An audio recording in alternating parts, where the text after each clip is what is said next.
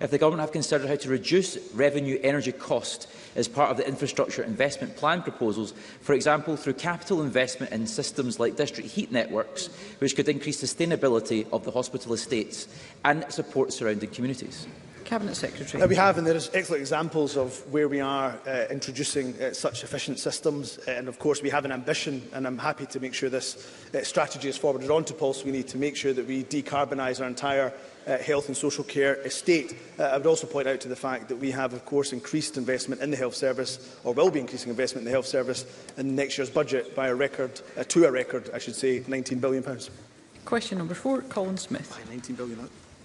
Thank you, President Officer. To ask the Scottish Government what action it is taking to tackle the reported exodus of dentists from NHS dentistry. Minister Marie Todd. Can we have the Minister's microphone? Thank you. The Cabinet Secretary for Health and Social Care wrote to all NHS dental teams on 7th February confirming the continuation of the bridging payment to 31st October 2023 while we prepare for the implementation of payment reform. Payment reform will comprise a new modernised system that will provide NHS dental teams with greater clinical discretion and transparency for NHS patients. It's our intention for payment reform to maintain the confidence of NHS dental teams by ensuring the future viability of NHS dentistry in Scotland. Colin Smith. The Minister referred to the confidence, but the reality is, and she'll know from the crisis in Dumfries and Galloway, no one can actually currently register with an NHS dentist. Practices in Dumfries and in Castle Douglas Thornhill have deregistered 20,000 patients. Crucially, those that are registered, half of them haven't seen an NHS dentist for over 2 years. Now, given that the research from the British Dental Association, who warned about this exodus, shows that well over half of dentists have actually reduced their NHS work, what assessment has the Government actually made to changes to the whole-time equivalent NHS dentist workforce since lockdown? And what guarantee will the Minister give that my constituents will actually get to see an NHS dentist? Minister. So there's no doubt that there are strong existential forces working on the dental workforce at the moment in Scotland. We're working through the backdrop of a pandemic which prevented work in dentistry for nearly a year and impacted on it for quite a period after that. We had a whole year of dental students not qualify, and we had Brexit happen. In the area that you mentioned, Dumfries and Galloway, 1 in 2 of the dentists were European. So the Scottish Government has put in place a framework of support to encourage more dentists to work in remote and rural areas, including in areas of the south of Scotland. That includes the Scottish Dental Access Initiative, which provides capital funding of up to £100,000 for the first surgery, £25,000 per additional surgery to dental providers setting up a new practice. And also, we've got an enhanced recruitment and retention allowance of up to £37,500 for newly qualified training, and we've put in place that framework to help mitigate the worst effects of Brexit on the reducing supply of dentists to Scotland. Evelyn Tweed. Thank you, Presiding Officer. Since Brexit, the rate of EU and EFTA dentists joining the register has halved, even though the opposition would deny this. Given that, can the Minister provide an update on the steps the Scottish Government is taking to improve access to NHS dental services in those areas which are particularly affected by these challenges? Minister. The member is absolutely correct that the consequences of Brexit are invariably having a disproportionate impact on NHS dental services in many areas, and that does include the area of Dumfries and Galloway, as I can hear the member to this side of me shouting from a sedentary position. We have already seen improvements from the framework that we have put in place. We've seen a positive impact. I've already heard that Dumfries and Galloway have received expressions of interest for potential grant funding for opening new dental practices, which the Scottish Government will absolutely be in a position to fund if applications are successful. But as well as that, it's our intention to make formal representation to the UK Government for dentistry to be included in the shortage occupation list. And we've also have the CDO in active discussions with the General Dental Council to support them in speeding up the application process to clear the General Dental Council backlog. Thank you. Question number 5 has been withdrawn. Question number 6, Rona Mackay. Thank you, Presiding Officer. To ask the Scottish Government when it last assessed access to GP services in rural areas. Cabinet Secretary Hamza Youssef. The Scottish Government published the Health and Care Experience Survey 2021-2022 in relation to people's experience of GP services last year. Health boards and health and social care partnerships are responsible for planning and delivering primary care medical services, and the Scottish Government would expect them to make use of the Health and Care Experience Survey to identify any particular issues with access, including, of course, in rural areas. Rona Mackay. I thank the Cabinet Secretary for that answer. Twicker in my constituency has been without a GP surgery since 2019. The ever-growing village is in a semi-rural area on the border between East Dunbartonshire and North Lanarkshire. The only option for residents is to register in one practice in Kilsyth or between two practices in Kirkintilloch, both some miles away. Does the Cabinet Secretary agree that residents deserve a better service than this, and that the HSCPs and health boards in the two local authority areas should work together to find an acceptable solution? Cabinet Secretary. Yes, I agree that they should work together. There are obviously options available to the Health and Social Care Partnership and the Health Board there. If there are discussions that are needed with my primary care team and primary care officials, then of course I'll make sure they make themselves available to the Health and Social Care Partnerships, the local authorities involved and the Health Board. Sandesh Gulhani. Thank you. The Cabinet Secretary's failure to deliver the new GP contract is the real reason why the British Medical Journal are saying there's a decline in the reported quality of some respects of care in Scotland, with rural areas hit hardest. It is not the fault of overworked practices, but the Cabinet Secretaries who's compounded the error by cutting £65 million from the primary care budget. Will the Cabinet Secretary commit to reinstating this crucial £65 million to primary care? Cabinet Secretary. What a brass neck, Presiding Officer. The reason we had to reprofile our money was because of the economic vandalism of the Conservative Party, which meant that our government budget was worth less by the amount of £1.7 billion, because that lot crashed our economy. That is a brass neck and a half. So what are we doing, Presiding Officer? More GPs per head in Scotland than any other part of the UK. 3,220 multidisciplinary team staff members recruited here in Scotland. So yes, we will continue, the SNP government will continue the record investment in health and social care, and I'll leave it to the Conservatives to moan from the sidelines. Question number 7, Stephen Kerr. To ask the Scottish Government whether it will provide an update on the status of NHS Forth Valley since its escalation to Stage 4 of NHS Scotland's National Performance Framework. Cabinet Secretary Hamza Youssef. Yes, I'm happy to provide an update. There are some signs of improvement in performance within NHS Forth Valley. An example in children and adolescent mental health services, we've seen some improvements in terms of waiting lists, not where we want it to be, but certainly there have been some improvements. This and other work has been taken forward by the Assurance Board and the external support team chaired by Christine McLaughlin.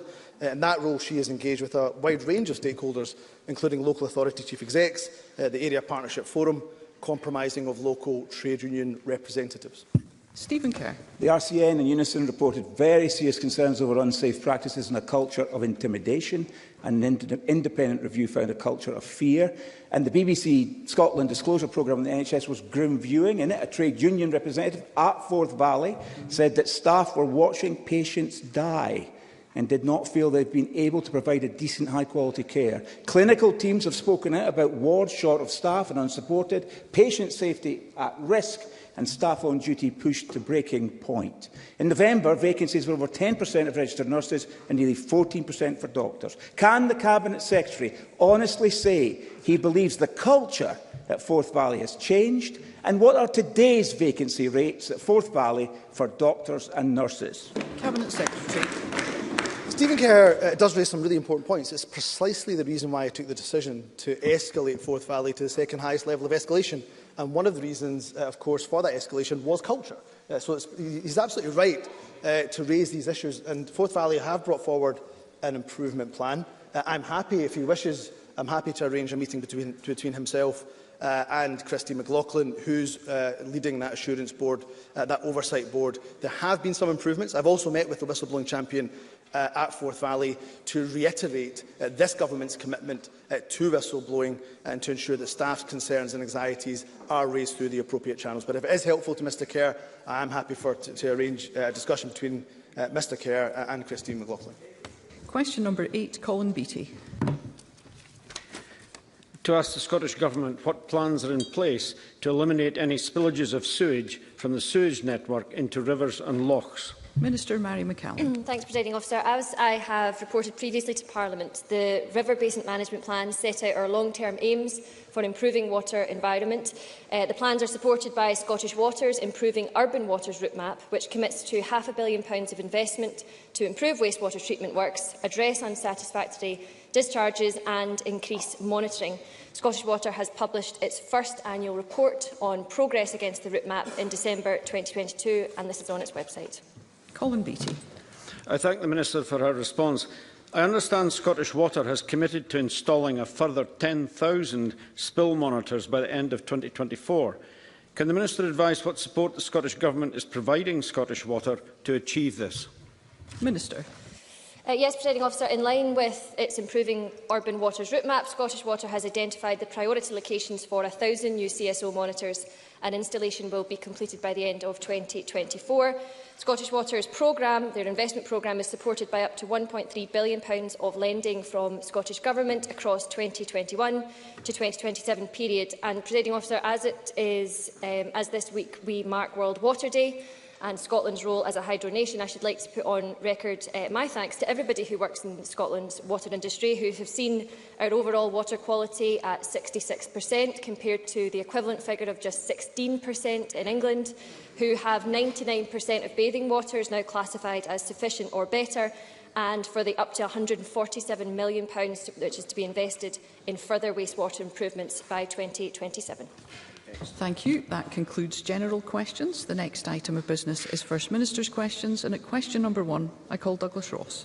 Thank you very much, Presiding Officer. As the month of Ramadan begins, can I take this opportunity to wish all Muslims in Scotland and across the UK a very peaceful holy month. The First Minister's party said this when asked by journalists just last month if they had lost 30,000 members. As the SNP clearly stated when asked, fewer than 300 members have left the party over the period. The quote continued, "This story is both malicious and wholly inaccurate. Fortunately, few people are gullible enough to believe it." It's since emerged that the story is 100% correct. So why did Nicola Sturgeon's party, the party of government in this Parliament, lie to the press and the public? On matters for which the Government has general responsibility, First Minister. Presiding Officer, can I begin by wishing Ramadan Mubarak to our Muslim community. I think I am in the very privileged position of having, of any constituency in the country, the highest proportion of Muslims living within my Glasgow Southside constituency. I know the holy month of Ramadan is a very special time for Muslims, and I wish them all the best during it. On the issue of SNP members, that issue has been well canvassed over the last few days. I've got nothing to add to what I have already said, except this, Presiding Officer. The SNP remains the only mass membership party in this country.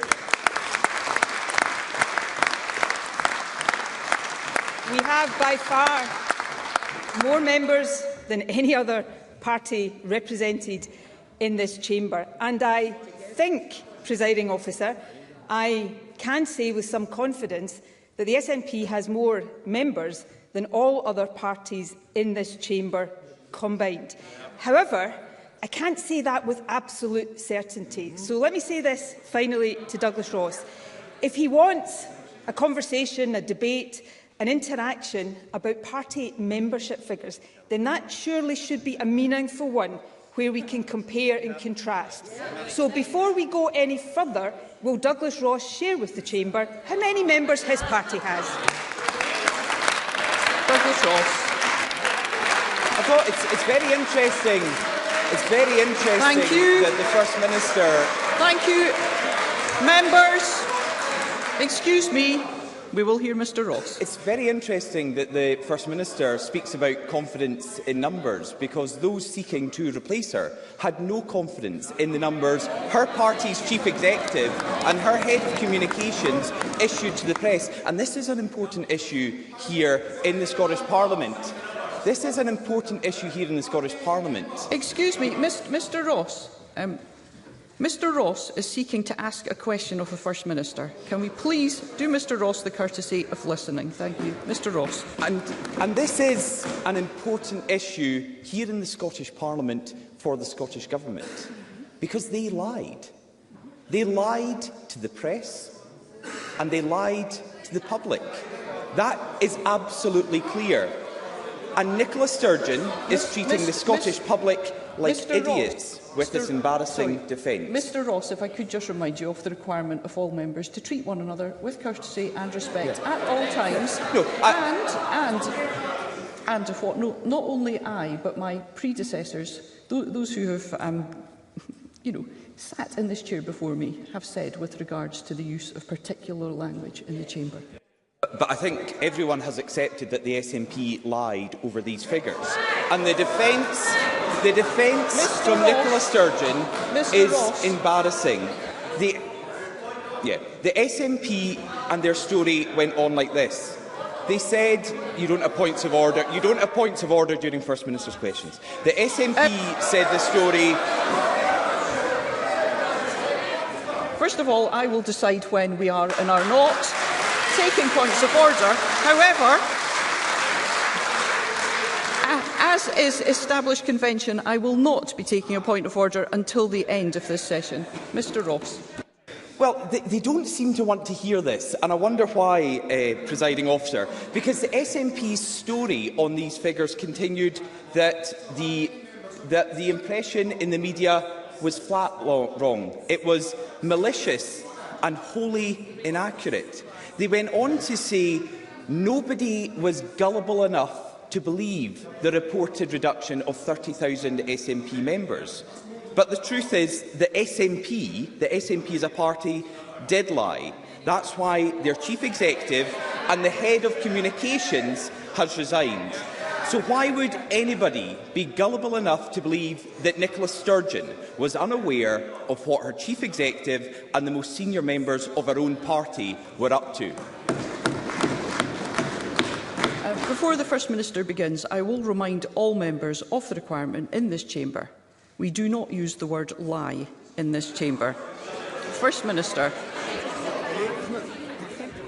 Presiding Officer, I think the only character that is being revealed in this chamber today is that of Douglas Ross. Now, Douglas Ross, as leader of the opposition, no doubt going to be a very long-standing leader of the opposition. Well, unless his party has something to say about that. He chooses the topics that he raises, and that is absolutely right and proper.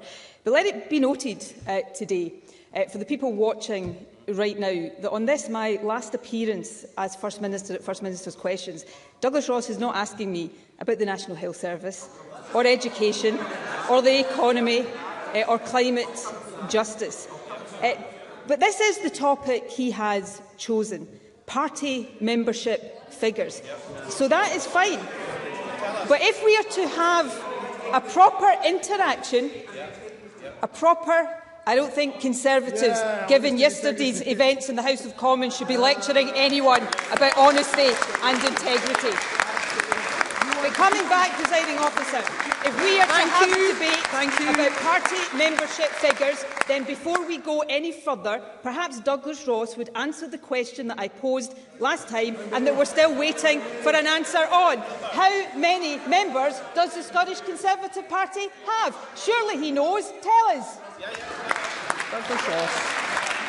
Nicola Sturgeon started a week early. When you're on the backbenches, you get to ask the questions at FMQs. In your final one, you're supposed to answer. Now, the First Minister's farewell tour this week has been a masterclass in deceit and political spin. She was too busy, far too busy, to appear in front of the Scottish Affairs Select Committee, but somehow managed to eke up eke out time in her schedule to sit down and loose women to debate the great offices of state and the matters of state with Janet Street-Porter. She says her party is experiencing growing pains. This must be the first time that growing pains have actually shrunk something.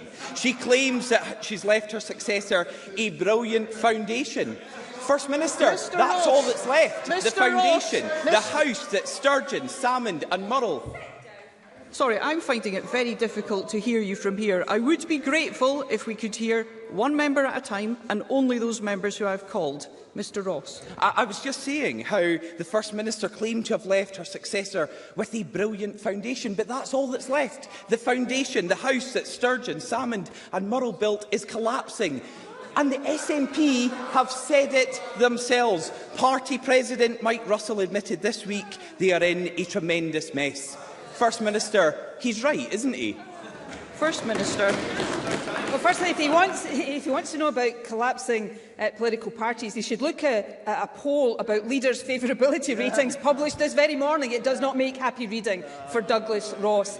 But on the issue of priorities, presiding officer, and these are not the issues I would have chosen to go on today, but Douglas Ross has chosen them. So if he wants to talk about priorities, let me point out that I am not the member of this Parliament that missed a veterans' event to referee a football match.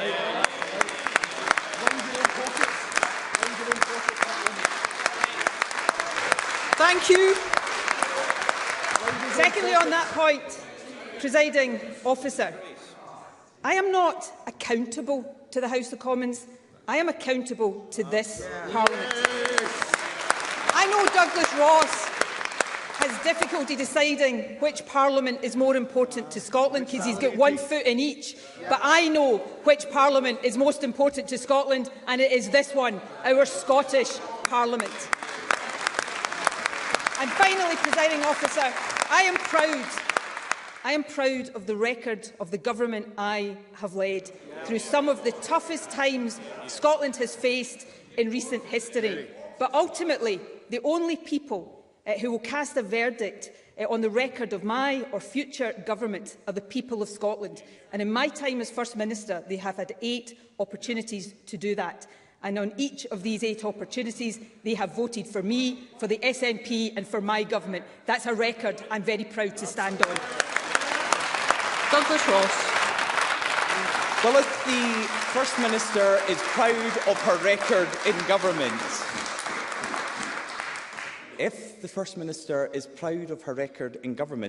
let's just look at it. In her final FMQs, let's just go over it. On Nicola Sturgeon's watch... We will hear Mr Ross, thank you. On Nicola Sturgeon's watch, Scotland's schools have plummeted down international league tables. She has made no progress on the attainment gap and broke her promise to close it completely. The Named Persons Act, the Hate Crime Act, the Gender Recognition Bill were all unworkable. Drug deaths in Scotland are the highest in Europe, 5 times greater than anywhere else in the United Kingdom. And right now, at this moment, 1 in 7 Scots is on an NHS waiting list. And on her final day in this chamber as First Minister, a cross-party committee of this Parliament delivered a damning report on ferries. They found that Nicola Sturgeon personally intervened to prioritise vanity over vessels, leading to huge delays and costing the taxpayers hundreds of millions of pounds. On these and so many other issues, Nicola Sturgeon ignored Scotland's priorities in favour of her obsession with independence. She divided our country and failed on every mission she set herself. First Minister, isn't that the truth of your legacy? First Minister. Presiding officer, for Douglas Ross, that has not been at any point in my time as First Minister the verdict of the Scottish people. 8 election victories in 8 years as First Minister, that's the verdict that matters to me. But let's look at my record as First Minister. Progressive income tax, the Scottish child payment, lifting children out of poverty, the baby box, closing the attainment gap, record numbers of people from backgrounds like mine going to university. a national investment bank leading the way in climate change, abolishing prescription charges, minimum unit pricing, saving lives, record high health funding, the best performing accident emergency departments anywhere in the UK, the Domestic Abuse Act, free period products, expanded, doubled childcare, the promise for care experienced young people, the highest level of school spend per pupil anywhere in the UK, the highest number of teachers per head, 8% more teachers now than when I became First Minister, free tuition for higher education, free bus travel for those under 22. I could go on and on and on, but I'm not going to, because this is my last session of First Minister's questions. Question number 2, Anna Sarwar. Thank you. Presiding Officer, can I join others in saying Ramadan Mubarak? It's a month of sacrifice, of reflection and charity, and where we remember those that are less fortunate both here at home and around the world. Presiding Officer, we live in serious times with a cost of living crisis and an NHS crisis. And given this is my last opportunity to question the First Minister, I do want to ask about the finishing touches to, I'm sure, will be a handover document for her successor. And I think it's important to check what she believes is in the in-tray for the next First Minister. Because after 15 years of SNP government, there is not a single Scottish institution that is stronger now than when her party took office. From the ferry scandal, the entrenched attainment gap, the NHS crisis, to decimated local services. Which of our government's many failures does the First Minister think her successor needs to address first? First Minister. Well, with the greatest respect, Anna Sarwar is just wrong. I mean, let's look, first of all, at some of the institutions that didn't even exist when I became First Minister. Revenue Scotland, for example, making sure that we have the most progressive income tax system anywhere in the UK. Social Security Scotland, delivering benefits to people across the country, including the Scottish Child Payment. The Scottish National Investment Bank, leading this country's drive now to net zero. The NHS, of course, facing real challenges as a result of the COVID pandemic, but still with the best performing A&E departments anywhere in the UK. Tomorrow, I will be in Fife, opening our new National Treatment Centre there that will deliver more operations for people in Fife and will soon be joined by national treatment centres elsewhere across Scotland. In education, more young people from the kind of background like mine going to university than has ever been the case before. A doubling of early years education and childcare. I think that is strengthening of many, many institutions. Does my successor have a tough job? Of course, because we live in tough times. But I've got confidence that whoever my successor turns out to be, whoever is standing here next week, they will continue to build on that record and they will continue to retain the trust of the Scottish people. Anna Sarwar. I know Nicola Sturgeon can try and take credit for lots of things. I'm not sure she can take credit for creating the National Health Service. I think that might have been a previous government. Now, Nicola Sturgeon likes to talk about records. Here are just a few set in her time, piling up in her successor's sky-high in-tray. Record A&E waiting times, with 1 in 7 Scots on an NHS waiting list. Record drug deaths, record vacancies for nurses and doctors in our NHS, record levels of children without a home, record levels of homelessness. I could go on and on, but seeing as it's our last First Minister's questions, I won't do that. It is hard to see how her successor will be able to fix these problems as they were sat round the Cabinet table with her. The decisions taken around that Cabinet table resulted in over £3 billion of taxpayers' money wasted since 2007. That's £1,200 for every household in Scotland. And at the same time, they spent public money to build a culture of cover-up and secrecy, which is now beginning to unravel, all while Scots struggle to keep their head above the waterline.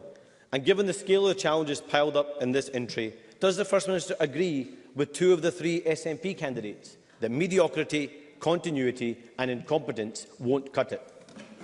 First Minister. Well, firstly, Presiding Officer, I never claimed to have created the National Health Service, but what I will claim to have done is help protect the founding principles of our National Health Service, because I was the Health Secretary that abolished prescription charges for everyone in Scotland, something that in all their years in government Labour had never ever got round to doing.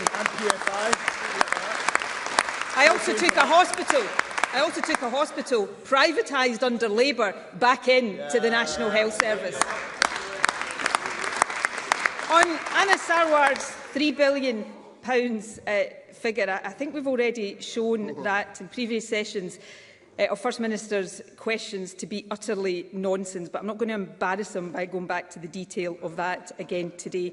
But let me use another £3 billion figure, because that is the number for the amount of money this government is investing each year to mitigate the cost of living crisis, to help people deal with Tory austerity. If we were an independent country, we wouldn't have to mitigate Tory austerity. But while Labour still prefers to see this country governed by Tories at Westminster, rather than have self-governance and independence here in our own Parliament, Labour will never ever be taken seriously in Scotland. Anna Sarwar.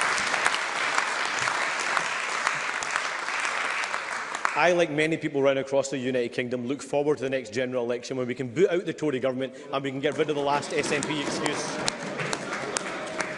Now, the First Minister has spent much of her political career talking about mandates.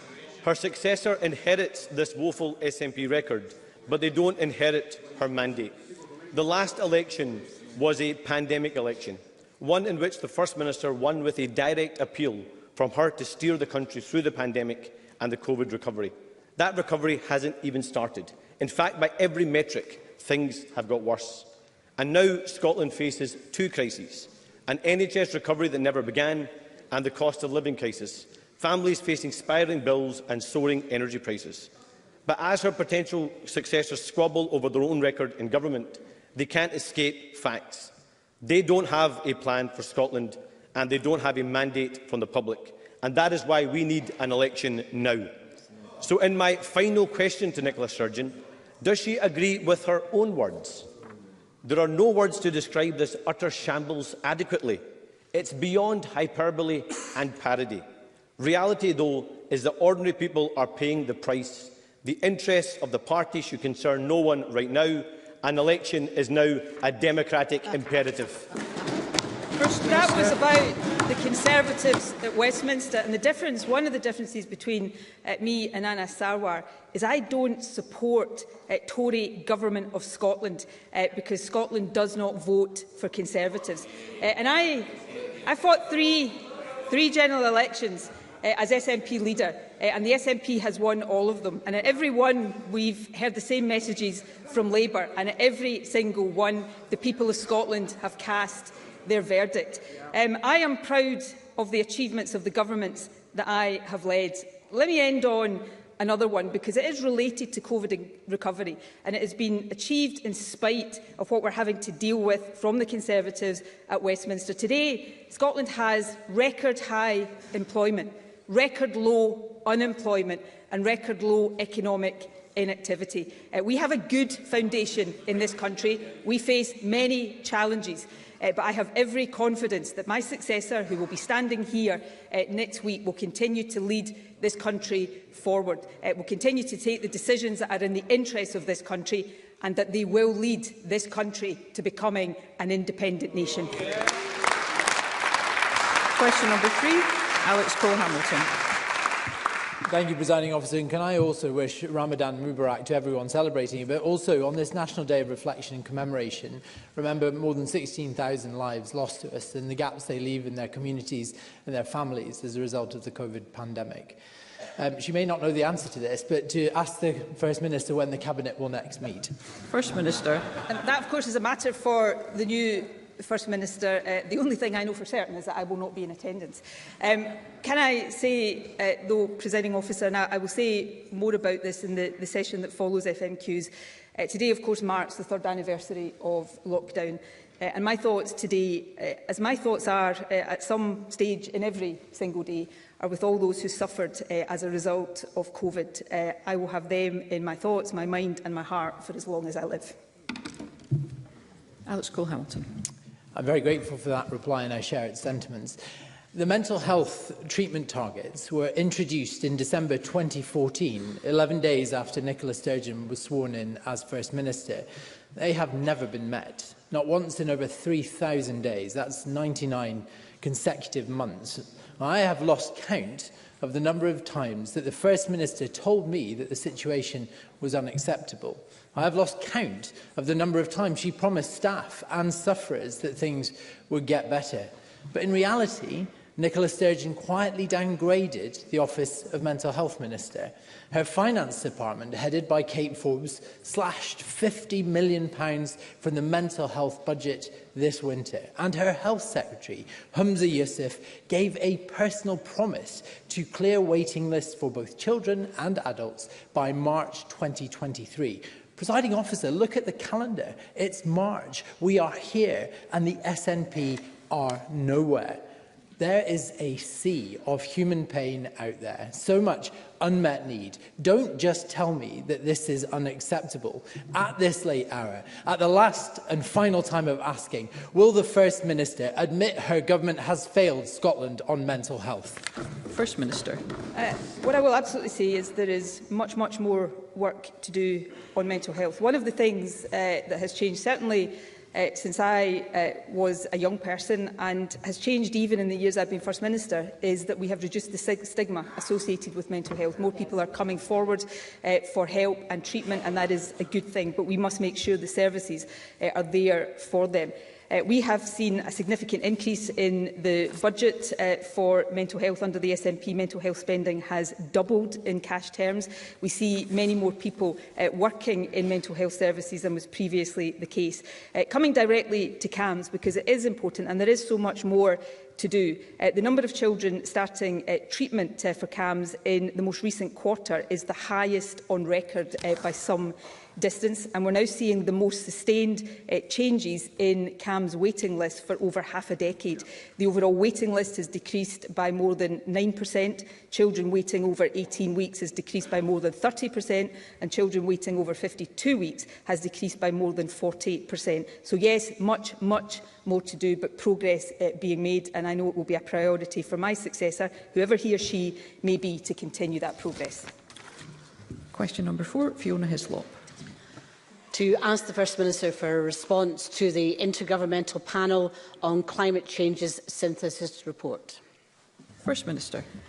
The evidence has never been clearer than it is now. We are fast running out of time to secure a livable and a sustainable future for the generations to come. This report must lead to an acceleration of global action to tackle the climate emergency. Scotland is making long-term progress towards net zero, but we are now entering the most challenging part of that journey, requiring truly transformational action across society and our economy.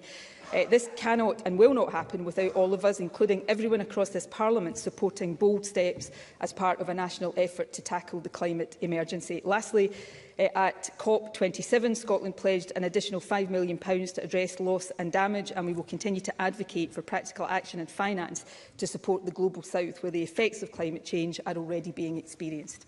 Fiona Hislop.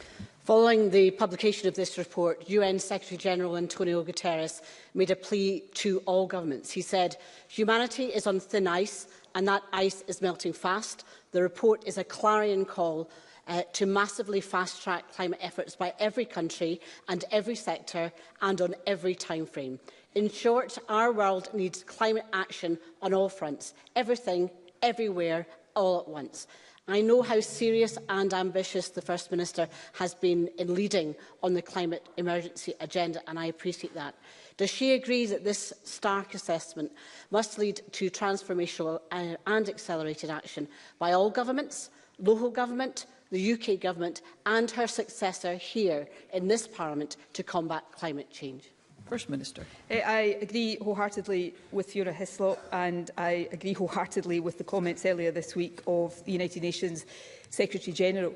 There's no doubt that we need concerted action, accelerated action on all fronts. I'm proud that Scotland is, and we are recognised as being, at the forefront of the global journey to reach net zero emissions and a climate-resilient future. This Parliament's ambitious climate change legislation requires all of us, governments, individuals, communities and businesses to take lasting action to drive down our emissions in a way that is just and fair for all. But we also need to see action and much higher ambition from the UK Government on the solutions for net zero that are currently reserved to Westminster, and of course we need other countries across the world to match that ambitions too.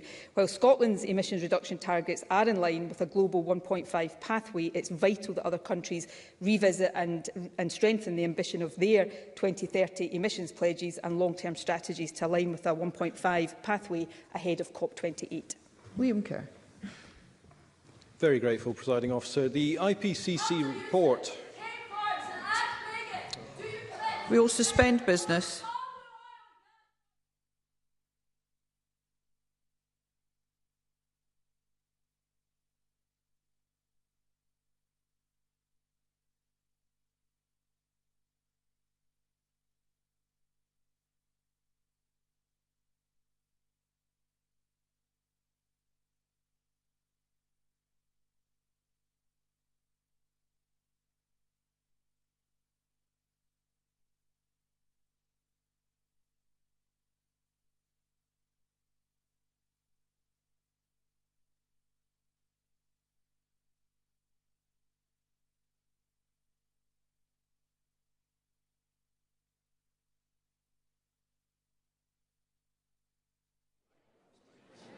Okay, thank you. We will resume business, and I would ask Liam Kerr to begin his question. Thank you. Very grateful, Presiding Officer. The IPCC report made stark warnings about how, if we're to have any hope of tackling the climate emergency, we must look at all green generation technologies. Now, given that countries such as Japan, Germany and France are swinging behind nuclear-generated energy, which is a zero-emission clean energy source, isn't it now imperative that the First Minister's government looks again with an evidence-based and a science-led assessment at its knee-jerk banning of new nuclear in Scotland? First Minister. Can I firstly agree with the sentiment behind that question? We all have to up our action on this, and green energy generation is a vital part of it. But I don't agree on the question of nuclear. Nuclear energy is very expensive. We still don't know what to do with the waste long term. And of course, not all other countries have Scotland's offshore wind potential, for example, green hydrogen potential and other renewable sources of energy potential. You know, Scotland right now gives us the potential to generate up to 28 gigawatts of renewable energy. That is massive. That will enable us to export as well as meet our own needs. So I think we should focus on renewable, clean, green, renewable energy. That's not just right for the environment. That gives us the opportunity to boost industry, the economy and create tens of thousands of jobs in the future. That's where the focus of this and future Scottish Government should be. Colin Smith. Thank you, Presiding Officer. This report is the starkest warning yet that while our world leaders fiddle, the world burns and we're not on track to hold global warming at 1.5 degrees. But does the First Minister accept that as she leaves office, Scotland is also failing to meet our climate targets? As the Climate Change Committee warns, Scotland is missing so many of those targets that are in danger of becoming meaningless. Now, given that transport remains the biggest source of emissions, does the First Minister regret the savage cuts made to our rail and bus services on her watch mean, well, the dip in car use since 2016 is 12.5%, the collapse in rail numbers is over 50%, and bus passenger numbers is over 40%. And does she agree it is a priority for her successor to reverse the cuts that she made to those services? First Minister. Well, no, I don't regret public ownership of our railways. I don't regret the changes to bus franchising. And I certainly don't regret the free bus travel for pensioners and all young people under 22, encouraging people to use public transport.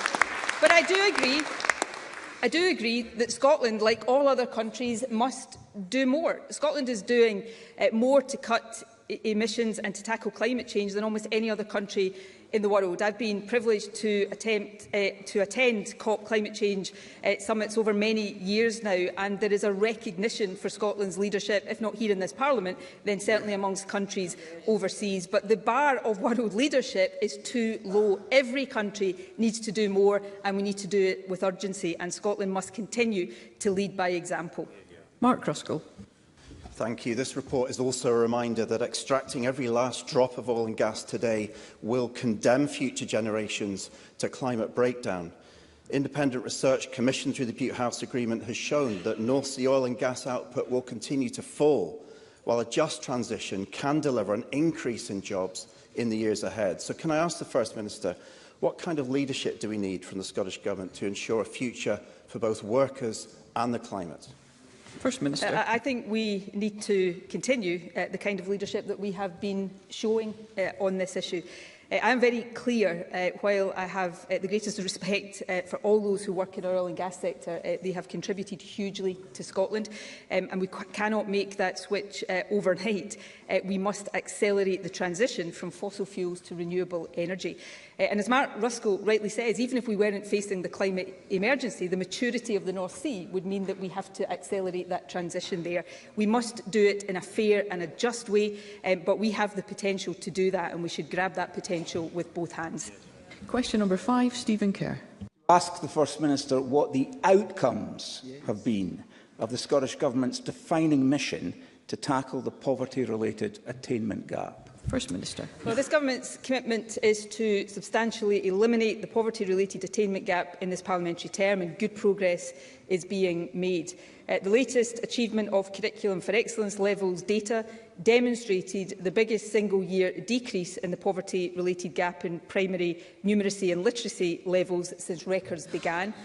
We are improving outcomes for young people impacted by poverty beyond school too. The percentage of 2021-22 school leavers in a positive initial destination is the highest on record, and the poverty-related attainment gap is at a record low, down 2/3 since 2009-10. More young people than ever from deprived communities secured a place at university, and the previous Commissioner for Widening Access described our approach as an unambiguous success. Presiding Officer, that is a record I am proud of, and I very much look forward to seeing my successor build on it. Stephen Kerr. Objectively, the best we can say is the First Minister tried and failed. Because education in Scotland is poorer. Here's her record. Fewer maths teachers, fewer technical education teachers, fewer computing science teachers, fewer language teachers, narrowing subject choice, plummeted down the international league tables, and on CFE levels in primary schools, literacy falling, reading falling, writing falling, numeracy falling, a widening attainment gap, and falling attainment overall. Can she honestly stand there, hand on heart, and say that education was her top priority? First Minister. Yes, I can. Now, Stephen Kerr asked me in his question about outcomes. I'm just checking that that was the word in his question. So I gave him the data on the outcomes, and he obviously didn't like it. So he wants to talk about inputs. So let me talk now about inputs. When I became First Minister, the number of school teachers in Scotland was 49,521. Today, the number of school teachers in Scotland is 53,459, an 8% increase. In early learning and childcare settings, the numbers have increased as well. In Scotland, we have the most teachers per pupil in the UK, and education spend per person is higher than in either England and Wales. In Scotland, we have 7,573 teachers per 100,000 pupils. In England, where the Tories are in power, that is just 5,734. In Scotland, we spend £7,600 per pupil. The Tories in England spend just £6,700. Yes, I am proud of this government's record on education, and I really do look forward to seeing it being built upon. Paul McLennan. Thank you, Presiding Officer. The recent Institute of Fiscal Studies analysis of Scottish tax and benefit reform found that lowest income families in Scotland are significantly better off, around £2,000 on average, as a result of the SNP Scottish Government's progressive tax and benefit policies. If this can be achieved with limited powers, how much further does the First Minister think we could go if we weren't beholden to a UK Government with policies that directly undermine this Government's mission to tackle poverty?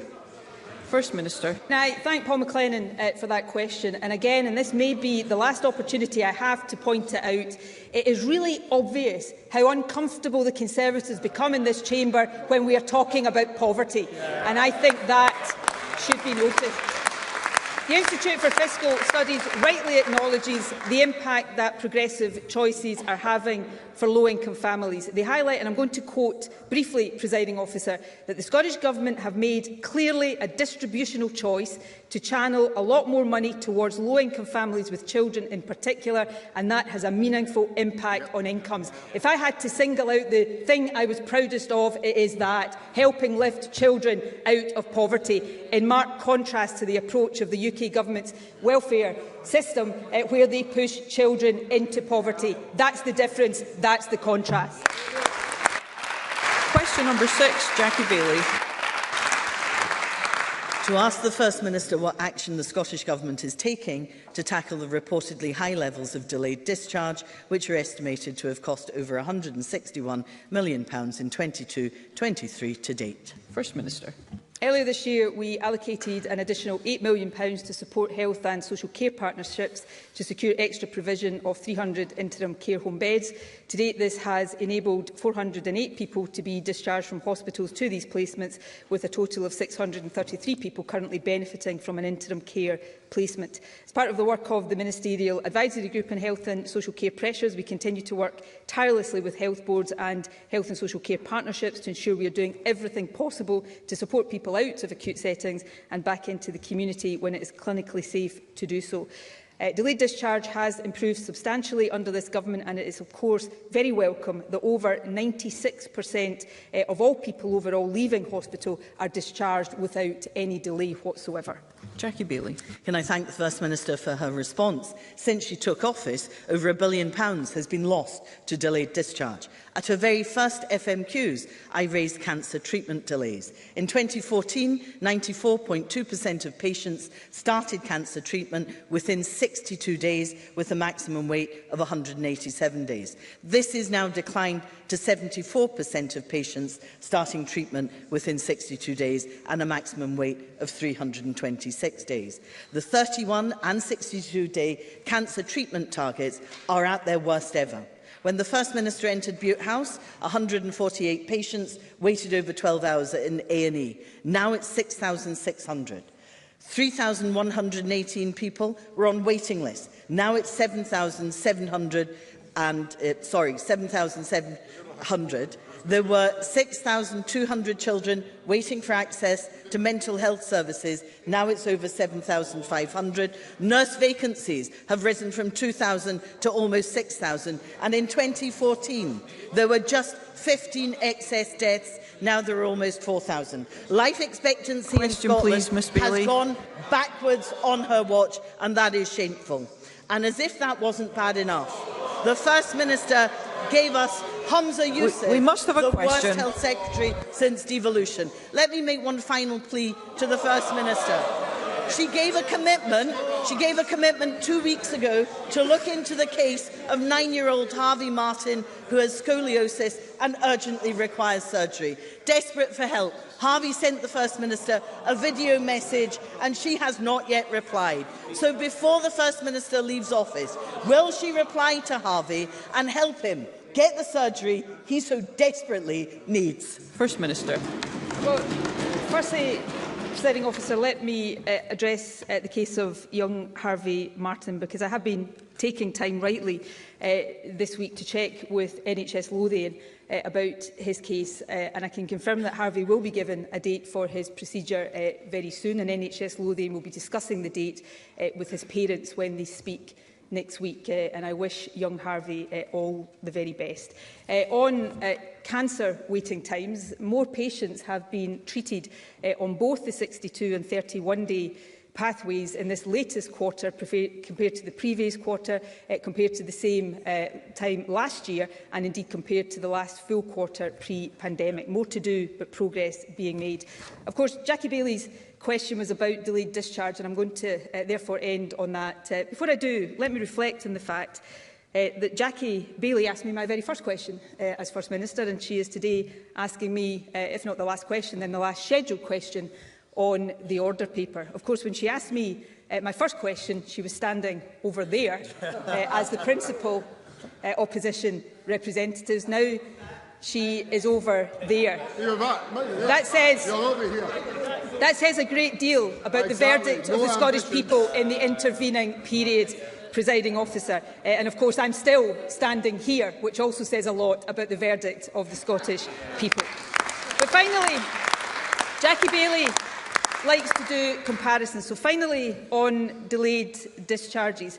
Today there are around 1,700 patients classed as delayed discharge. That is far too many. But to be clear today, that includes everybody delayed for any period of time, even an hour. When Jackie Bailey was a minister, when her party was on this side of the chamber, there were 2,200 patients delayed for more than 6 weeks in our National Health Service. That represented more than 70% of all patients ready for discharge were delayed for more than 6 weeks when Jackie Bailey was last in government. Today, 96% of patients are delayed with no delay, are discharged with no delay whatsoever. More to do, Presiding Officer, but so much more, so much progress made since Jackie Bailey and her party were in office.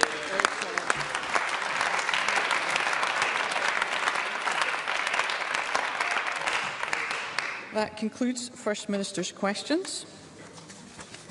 The next item of business is a personal statement by the First Minister, and today marks the final contribution in this chamber of Nicola Sturgeon MSP as First Minister, our longest-serving First Minister and the first woman to hold the post. And on behalf of the Parliament, I thank the First Minister for her service. I thank John Swinney MSP, the Deputy First Minister, for his service too. They have both been in government since 2007, and I wish them well for the future. I now call on Nicola Sturgeon, First Minister. Thank you, Presiding Officer, and thank you for your kind words. I'm sure I speak on behalf of the Deputy First Minister in expressing that gratitude. I have indeed just concluded my 286th and final session of First Minister's questions. And this is the final statement I will make in this chamber as First Minister. No matter what I do in future, nothing, absolutely nothing, will come close to the experience of the past 3,046 days. Being First Minister of the country I love has been a profound honour. I have led Scotland through good times, but also through the toughest period of our recent history. Exactly 3 years ago today, I stood at a podium in St Andrew's House and I asked the country to stay at home. My thoughts today and always are with those who lost loved ones to COVID, with those who live still with long COVID, with our young people who lost out on so many of the normal experiences of growing up, and with everyone who endured the trauma of separation and loneliness. COVID shaped all of us.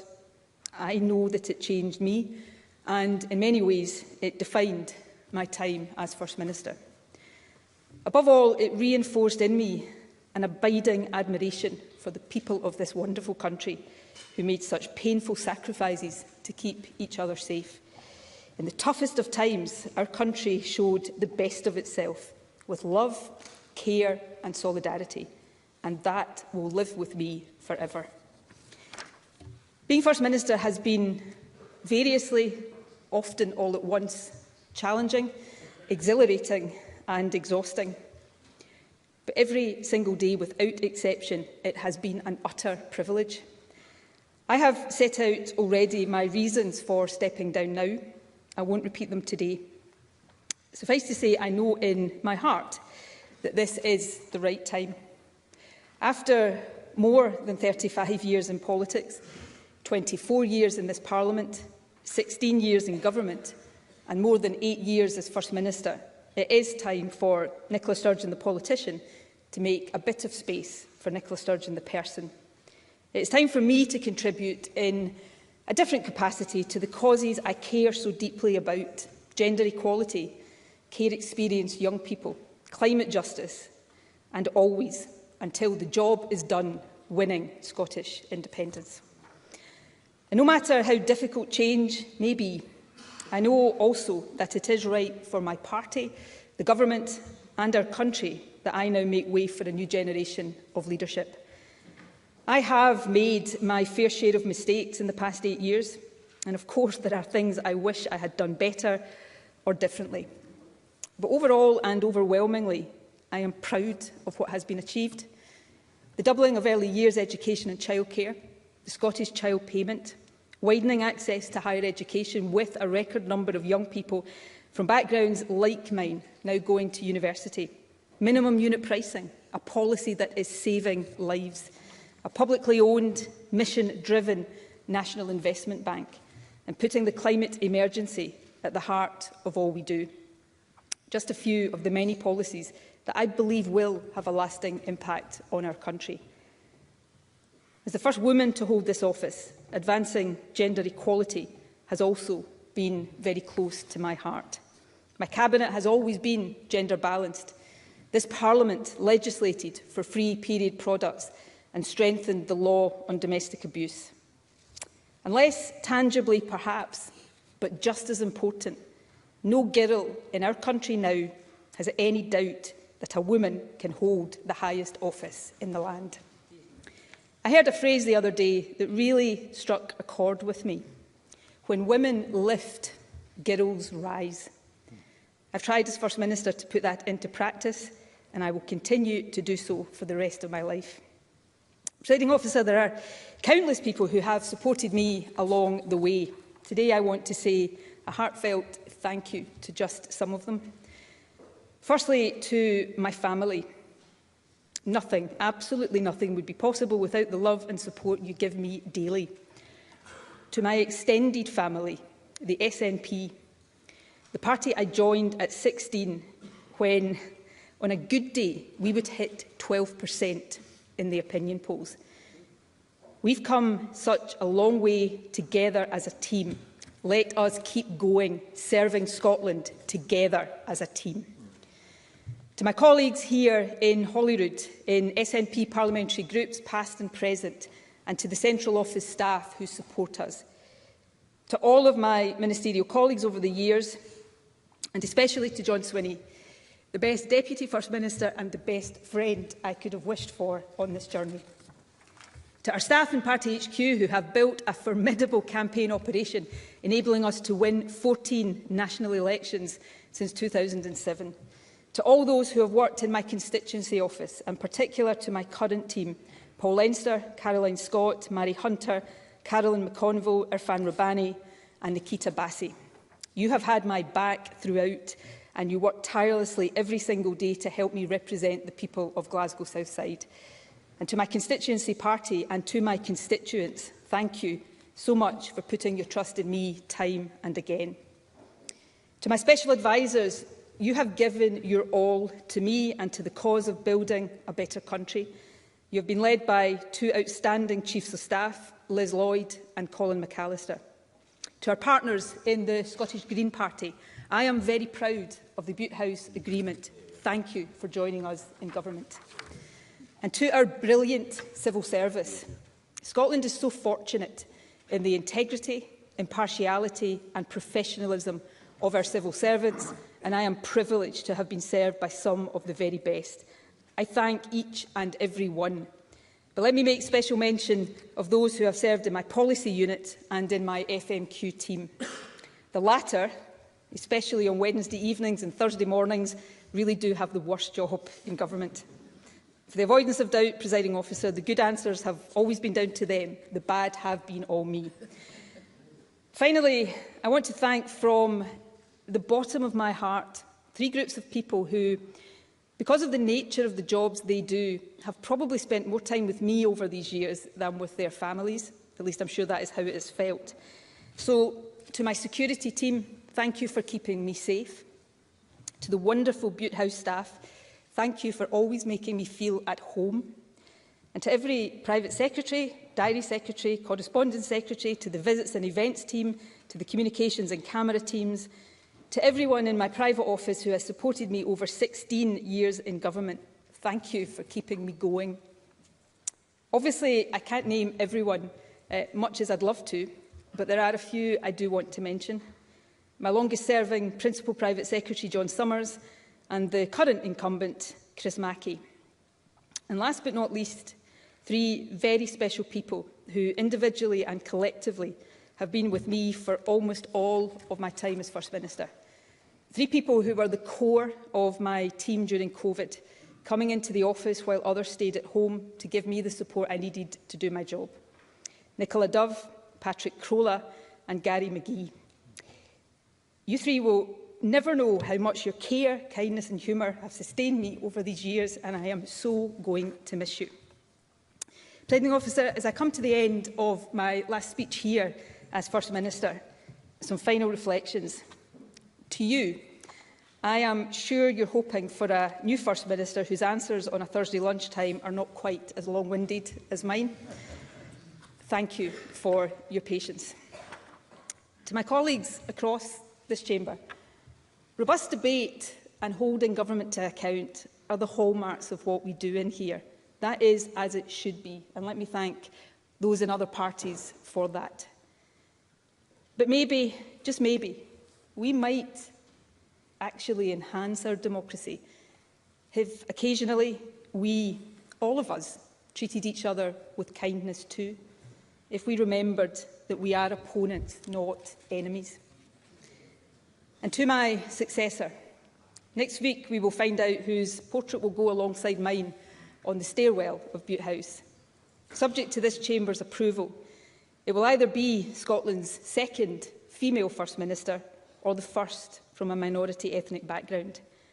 Either way, that will send the very powerful message that this, the highest office in the land, is one that any young person in Scotland can aspire to. Never forget that every day in this office is an opportunity to make something better for someone somewhere in Scotland. Do not shy away from the big challenges or difficult debates. You won't get everything right, but it is always better to aim high and fall short than not try at all. And always draw strength, energy and wisdom from the people of this wonderful country. And it is now to the people of Scotland, all of you, whether you voted for me or not, that I reserve my final words from this seat. Thank you so much for placing your trust in me. Words will never adequately convey the gratitude and the awe I hold in my heart for the opportunity I have had to serve as your First Minister. It truly has been the privilege of my lifetime. And with these words, Presiding Officer, I draw it to a close.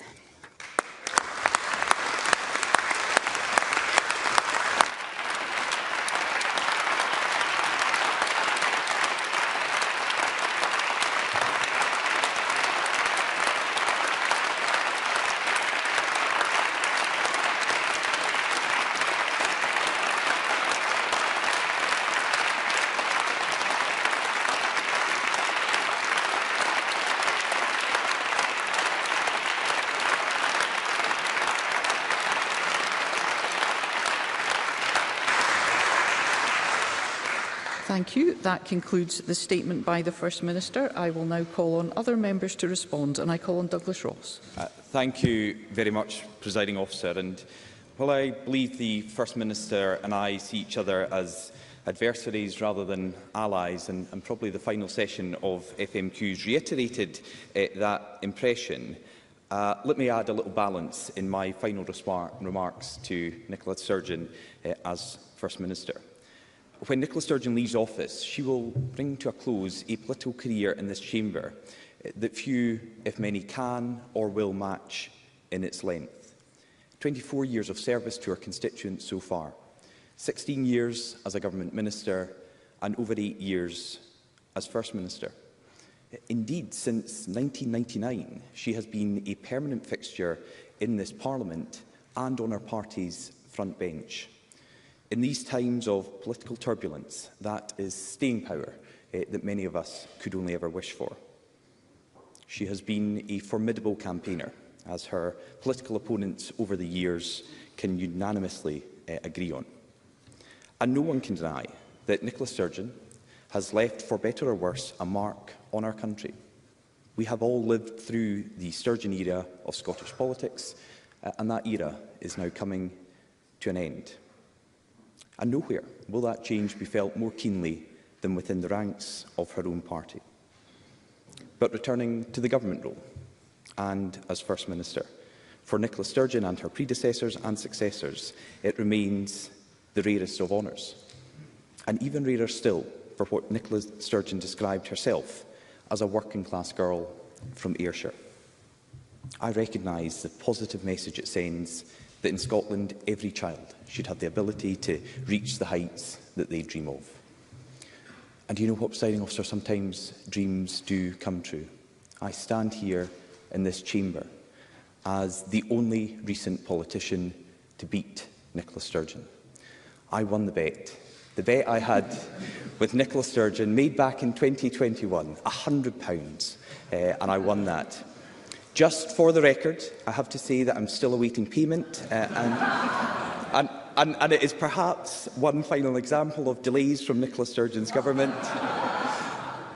But I mean it in all sincerity that the exchanges that we have, have been sometimes difficult, always robust, and we seek to do better in our politics. And I think the message the First Minister had can be listened by everyone in this chamber. And the First Minister has also spoken of the additional responsibility that she has had, and she said this in the past, to help every woman and girl in our country fulfil their own potential. And I think that as the first woman holder of her office, she has been a role model that women and girls can aspire to in Scotland today. These are all achievements for which the First Minister should be rightly proud. Yet while the First Minister is a talented politician, those talents have not always been used to the best of their ability in government. I'm not going to use this session to labour over the arguments that we've had on this side of the chamber time and time again. I simply say this, that on her first day in office, Nicola Sturgeon promised to be the First Minister for all of Scotland, regardless of your politics or your point of view.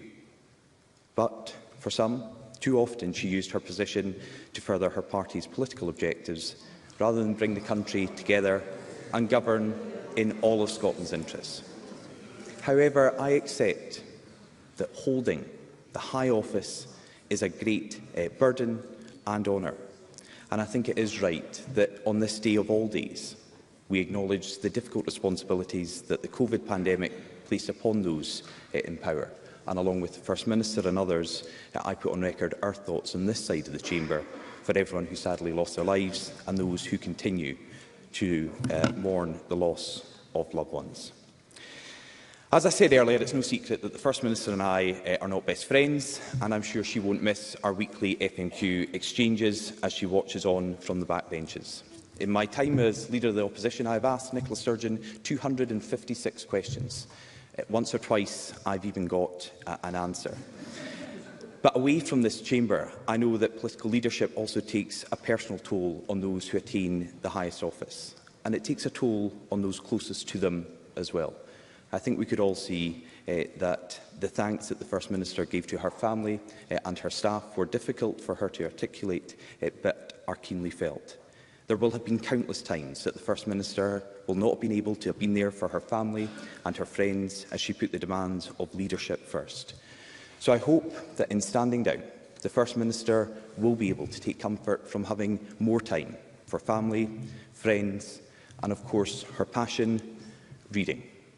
So on behalf of this side of the chamber, while we have passionately disagreed with Nicola Sturgeon over the years and no doubt will continue to do so into the future, we wish her well as she leaves the office of First Minister and forever the future holds for her.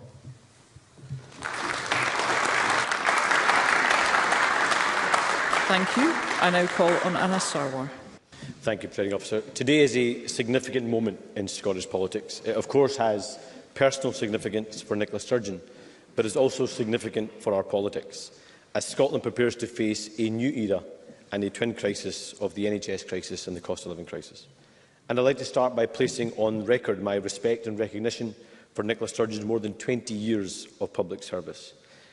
I first met Nicola Sturgeon when I was a teenager, and that's not meant as a disparaging comment, it's a compliment.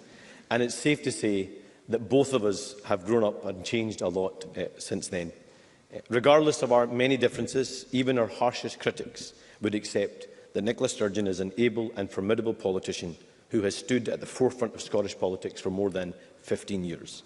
And while we have disagreed passionately about what is best for the people, I have never for a moment doubted her love for Scotland. And seeing the first woman elected as First Minister, an achievement, Presiding Officer, that cannot be understated, was an important moment for our country. It was a sign to women and girls, regardless of their politics, that there should be no limit to their ambition, that there was no position, no office in the land that they couldn't aspire to, and there was nothing that they should not be able to achieve. Now, I'm sure many people will point towards our more robust exchanges at First Minister's questions, but on many occasions, Nicola Sturgeon and I have attempted to build consensus, particularly in calling out and challenging the rising levels of prejudice and hate in society. And I think this is in part driven by our deep connection with the south side of Glasgow, something that the First Minister herself referenced, the most diverse part of Scotland. And I know how much celebrating the rich diversity in our communities means to her. I would even challenge perhaps maybe she's worn traditional Asian dress more often than I have in my lifetime. Now, there are many things that we can disagree and divide on, but there is one issue which I believe should always unite every political party in this Parliament, and that is the fight against prejudice and hate. In her resignation statement last month, Nicola Sturgeon spoke about the personal toll that politics takes. And I often reflect on how much our politics has changed, how much more divisive it has become, how intolerant it can often be. And the challenge, I think, for all of us is how we build a politics that, of course, allows for strong disagreement, passionate debate, robust arguments, but that never descends into hatred, because far too often, particularly online, our politics does descend into that hatred. But, Presiding Officer, it's not by the praise or the criticism of her opponents that any First Minister will be judged. It will be their record. And as First Minister, Nicola Sturgeon led our country through challenging times, most obviously during the pandemic. And I think she's right. I think that is what will define her time. And I recognise the immense pressure and the toll many of the decisions taken in those difficult years will have taken. And at a time of uncertainty and anxiety, she attempted to provide stability and reassurance to people across this country at the darkest moments. Now, Presiding Officer, I think it's fair to say that during our many robust debates with one another, I've learned some of Nicola Sturgeon's tells. When her grasp of the detail perhaps might on occasion escape her or isn't on her side, she is obviously quick to point to her electoral record. We've heard it again today. 8 election wins. Of course, undoubtedly a political achievement to be proud of, a legacy that no one can deny, and of course many of us can be jealous of. But she is right. Winning is important. Winning does matter. And that's why it also matters that leaders of whichever political party, what they do with that power when they do win and how they govern. And I think it's also safe to say that never in the history of devolution has there been a First Minister with so much power, so much time and so much political capital. But despite that, we all know there is still so much more to do. Because, Presiding Officer, the promise of devolution does remain unfulfilled. Child poverty is still too high. NHS waiting lists are still too long. Our public services are struggling and our economy does need to be restarted. And we must now urgently confront those challenges, and that must be this place's focus. So in closing, I am sure this government will feel her absence from the front benches. Perhaps no one as keenly as her successor. Nicola Sturgeon leaves a government and a party shaped in her image. It will not find a replacement like her. I and my entire party wish her the very best for whatever she chooses to do in the future.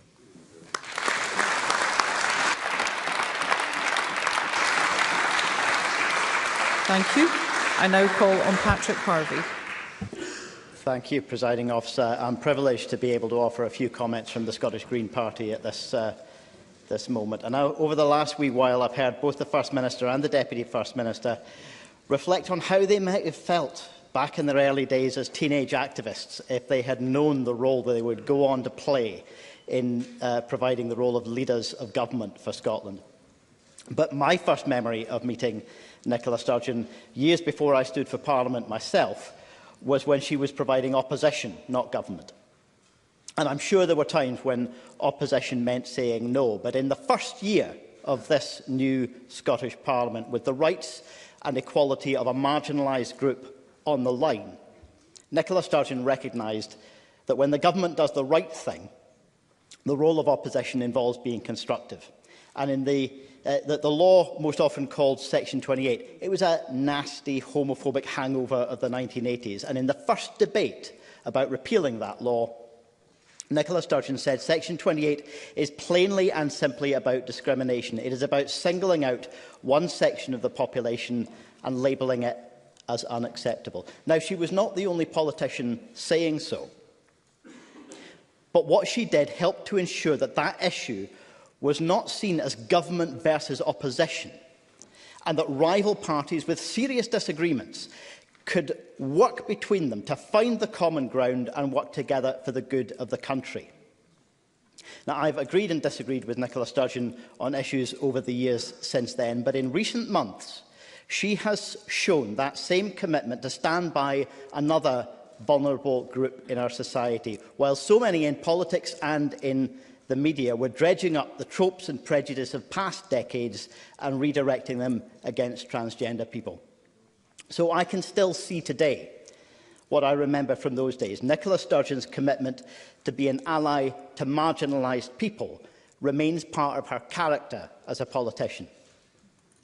Now, as I say, I didn't know at that time that I would go on to join the Scottish Parliament, or indeed that I would have the chance to sit with Nicola Sturgeon on the advisory board campaign for Scottish independence, or even that I would share the stage with her at the Glasgow Hydro, of all places, even if we did have to share the bill with a certain Mr George Galloway. I certainly couldn't have imagined that she and John Swinney would pick up the phone and offer to negotiate an agreement which would bring the Greens into government for the first time in this country's history, advancing action on climate justice and progressive values, and in doing so, infuriating right-wingers, vested interests, polluting industries, and even one or two of their own backbenchers. So I also see today what I remember from earlier days, that Nicola Sturgeon sees the value in politicians and political parties recognising their differences, but seeking common ground and finding ways to work together for the good of the country. Presiding Officer, on this day of national reflection, we all share the sentiment Nicola Sturgeon expressed a few minutes ago. And as for the things that her time as First Minister will be remembered for outside of the political bubble, I think for most people it will be her leadership during a pandemic that changed all of our lives. At the start, as we were just coming to terms with what the world was facing, some governments around the world chose bluff and bluster, pretending they knew the answers or offering false simplicity in place of the complex truth. Nicola Sturgeon made a braver choice to be clear about what wasn't known and to express the same fears and uncertainty that we all felt. Throughout the pandemic, she not only fronted up the Scottish Government response on an almost daily basis, but she did so with honesty, clarity and humility. And by doing that, she earned the public trust. So, Presiding Officer, whatever the future brings, I thank both Nicola Sturgeon and John Swinney for their service to Scotland. I wish them very well, and my highest hope for them is that they continue to find ways to infuriate all the right people.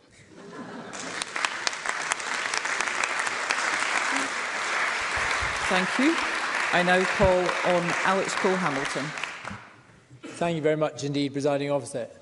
Presiding Officer, Those of us who seek a life in public service must deal with events and times as we find them, not as we would wish them to be. Regardless of what circumstance throws our way, it is incumbent on all of us to commit to the task before us, to seek the best for our communities and, in so doing, try always to reflect the better natures of the people that we seek to serve. As the first woman to achieve this office of First Minister, Nicola Sturgeon has provided inspiration to the women and girls that will doubtless follow her to this, the highest office in the land.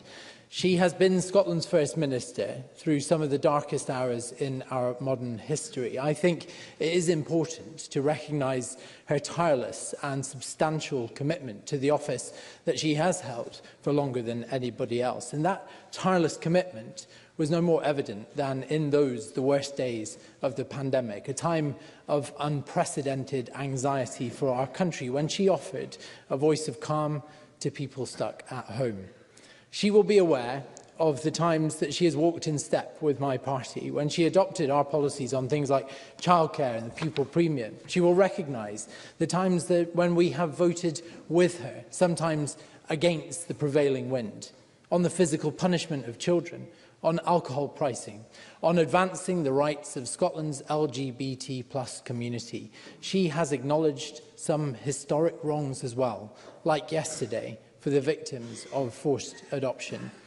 She knows my background, and as such I will always appreciate her dedication, her continuing dedication to young Scots currently in the care of this state, or who have experience of the Scottish care system.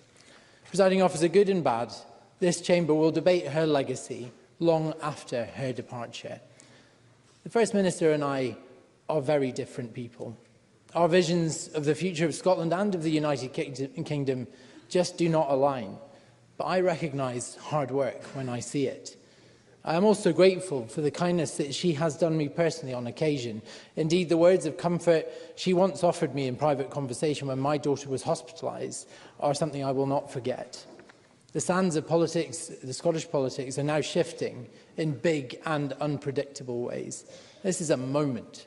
It is a crossroads, a chance to do things differently, and people are now looking for inspiration. People are looking for new hope. Presiding Officer, I'd like to finish by thanking Nicola Sturgeon and indeed her Deputy John Swinney for both of their service to our country, and I wish them well with whatever comes next. Thank you.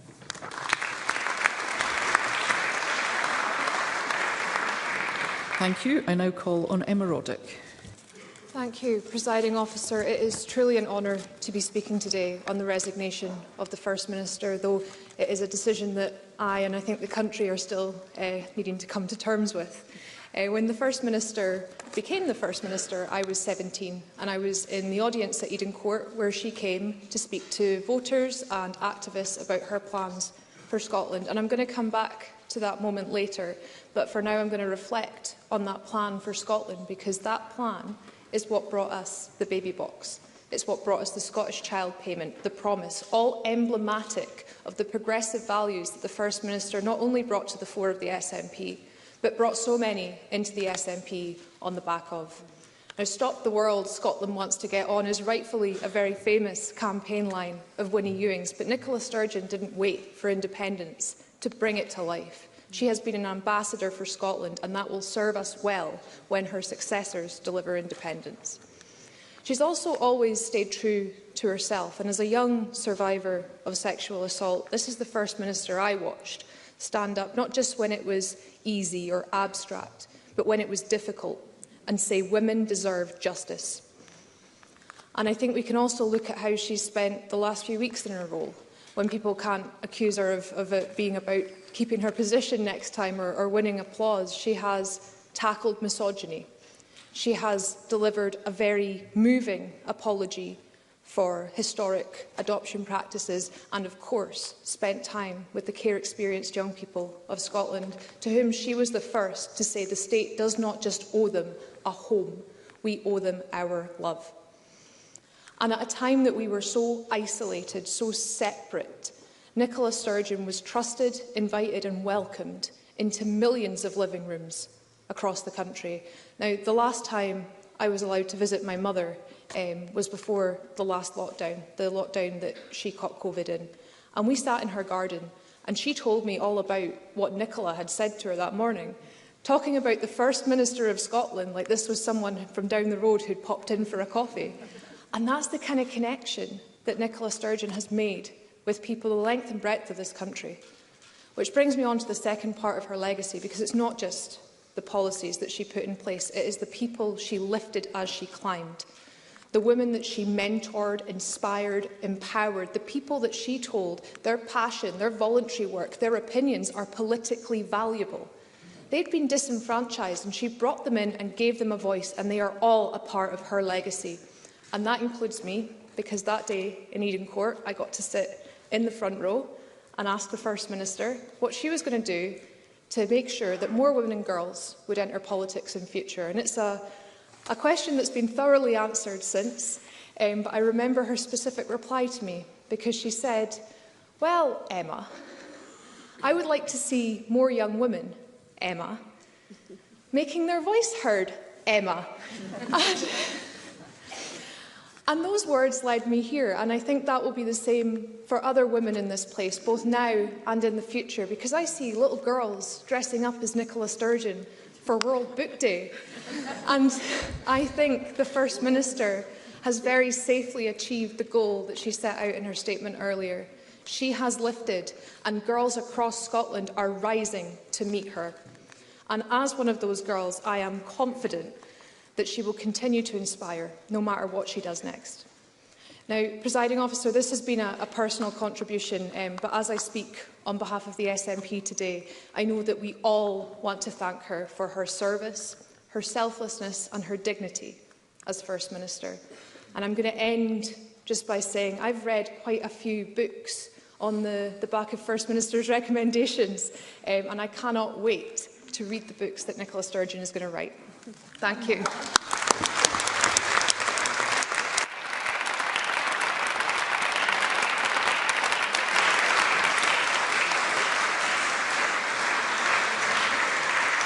Thank you. And I call on Nicola Sturgeon, First Minister. Thank you, Presiding Officer. I am going to be brief. Firstly, because I know everybody wants to go and have lunch. But secondly, I'm not sure that I can go much further without crying. So just to say from me to colleagues across this chamber, thank you for your generous comments. They mean a great deal to me, and I deeply appreciate them. To Emma, I remember that exchange really well, and I cannot tell you how proud I am of you that you now sit in this Parliament making such a positive contribution, and who knows, may one day stand here at this place in our Parliament.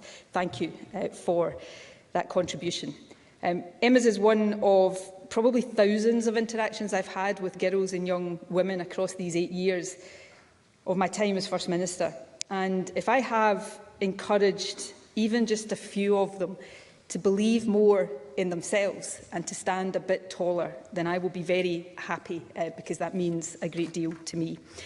More generally, Presiding Officer, to lead this country is the pinnacle of what this shy, introverted, that's still the case, not just when I was a young girl, but what this shy, introverted, working class girl from Ayrshire could ever have dreamed of.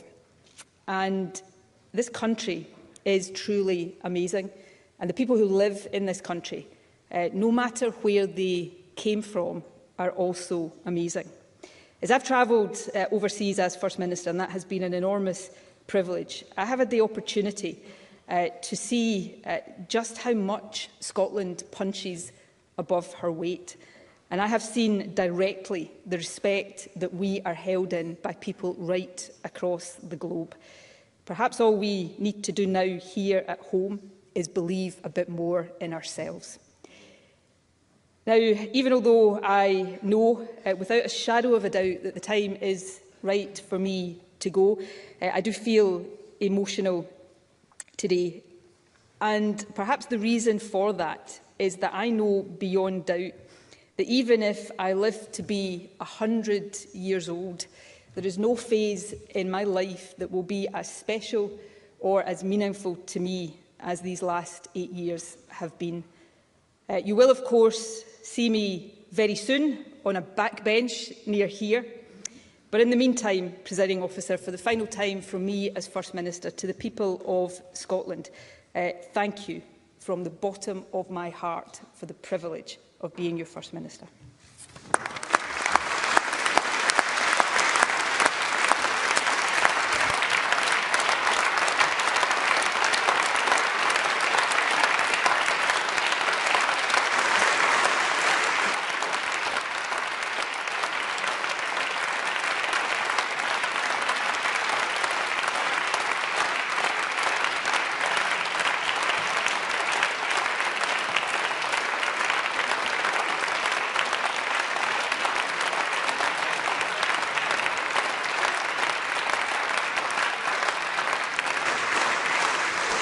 Thank you.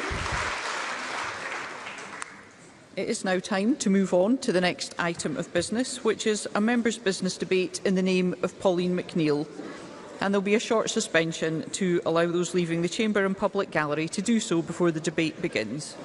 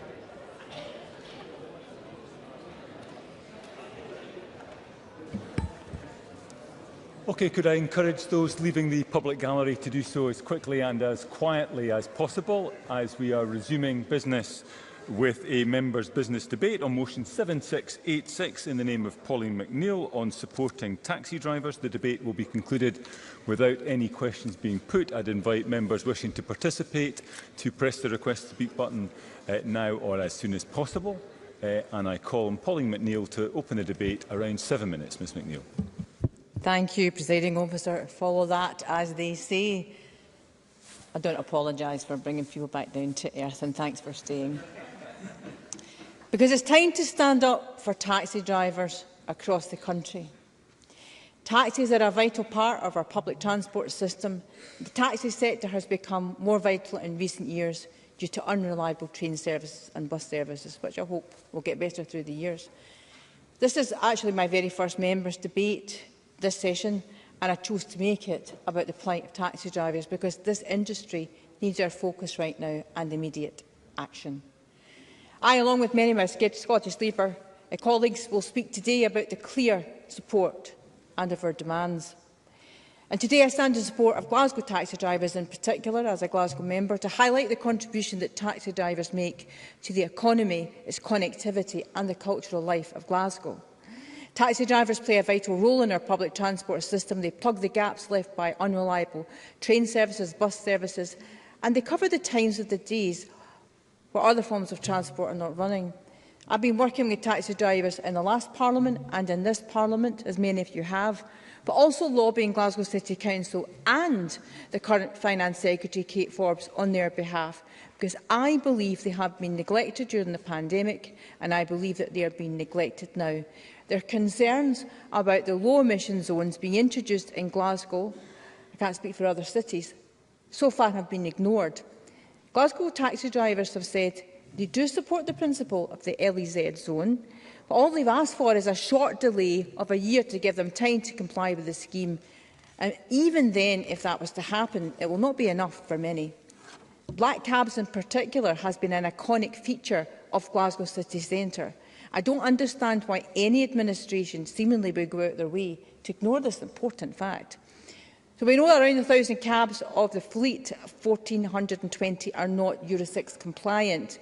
So that is 1,000 taxi drivers at the moment who cannot enter the LEZ zone in Glasgow. So you can already begin to see the extent of the problem. So whilst 200 cabs have been given an extra 12 months, it leaves the rest of the taxi sector having to find thousands of pounds they simply don't have, obviously in a cost of living crisis. So the worry is that many will actually leave the trade and will be replaced. The high cost for new electric vehicles is approximately £60,000, with an average age of a cab driver, believe it or not, nearly 60 years old. So the finance options for a new vehicle is not really a viable solution for many. So due to the global supply chain shortages, the second-hand market is also sparse at present, meaning there's a significant lack of options for compliance. I mean, you can see there's layers and layers of problem here.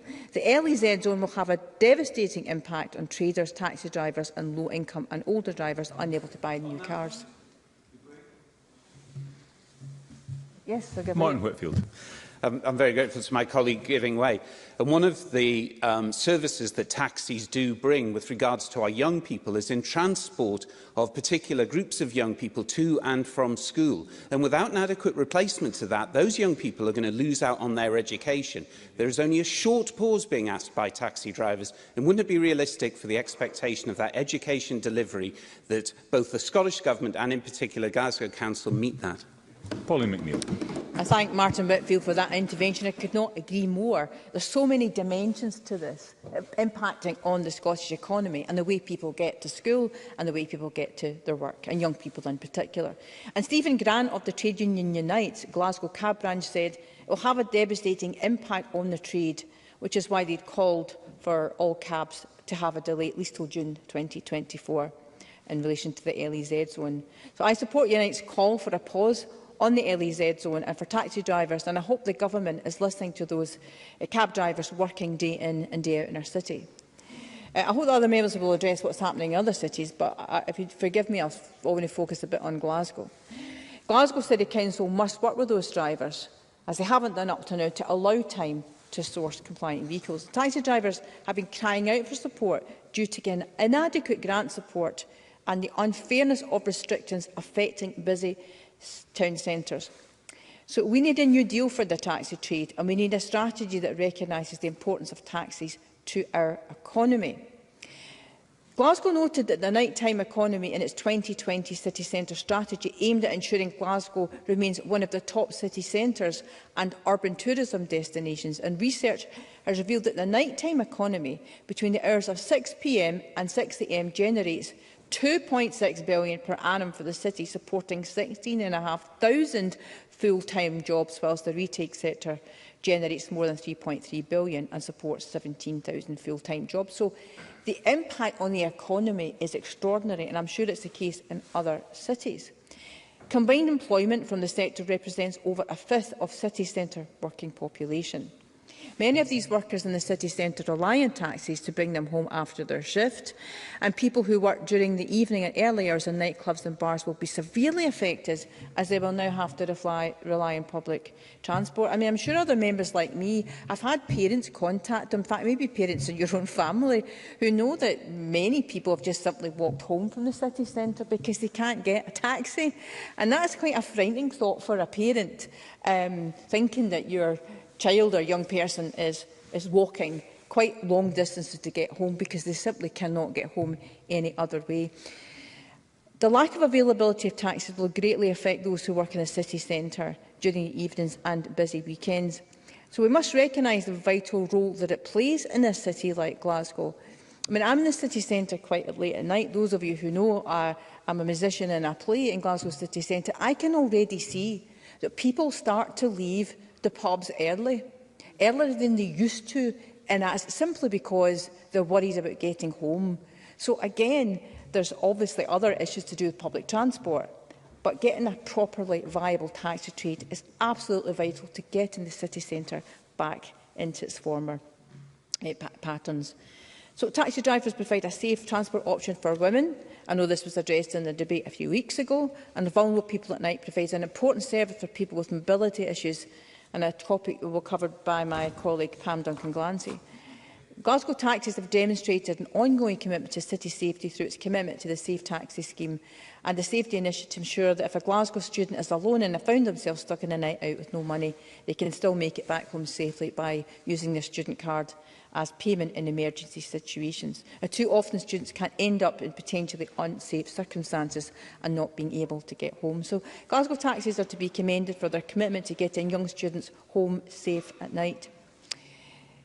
Presiding Officer, in conclusion, as a regional member, I have to say that I watched the SNP administration in Glasgow set up a policy which could literally wipe out black cab trade in the city, with no response so far as to how we're going to see our way through this. Taxi drivers across Scotland who've lobbied this Parliament not only recently were given grant funding to compensate for the impact of the restrictions during COVID. But some local authorities paid out more than once, but Glasgow did not. Glasgow paid once out of the fund, and there seems to be no realisation that Glasgow, being the most lockdown city in the UK, that it would have such a devastating impact, and we're still feeling it now, and that is why I brought this debate to Parliament today. We must learn the lessons from the restrictions that we imposed, and if, hopefully, this will never happen again, a pandemic of this kind. But we must learn that you have to support trades like this in the period in between while they try to recover. Presiding Officer, I'm glad I've had this chance to speak in this debate tonight. I look forward to other contributions. Thank you. Thank you very much, Ms McNeill. I now call David Torrance to be followed by Pam Duncan-Glancy. Up to 4 minutes, Mr Torrance. Thank you, Presiding Officer, and thank you to Parliament.